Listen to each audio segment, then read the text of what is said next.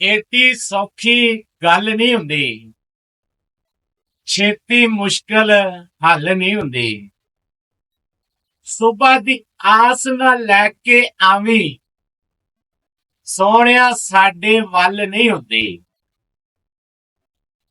ਵੱਟਾ ਵੱਜੇ ਪਾਣੀ ਦੇ ਵਿੱਚ, ਐਵੇਂ ਤਾਂ ਹਲ ਚੱਲ ਨਹੀਂ ਹੁੰਦੀ। ਸ਼ਾਮ ਹਿਜਰ ਦੀ ਆਵੇ ਤਾਂ ਇਹ ਜੀ ਸ਼ਾਮ ਢਲ ਨਹੀਂ ਹੁੰਦੀ।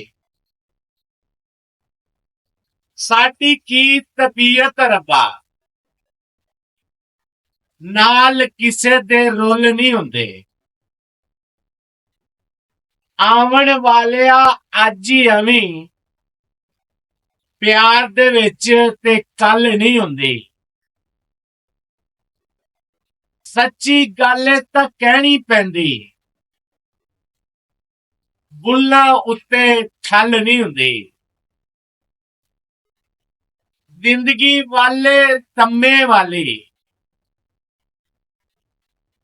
ਇਹ ਕੋਈ ਮਿੱਠਾ ਫਲ ਤੇ ਨਹੀਂ ਹੁੰਦੀ। ਜ਼ਿੰਦਗੀ ਵਾਲੇ ਤਮੇ ਵਾਲੀ, ਇਹ ਕੋਈ ਮਿੱਠਾ ਫਲ ਤੇ ਨਹੀਂ ਹੁੰਦੀ।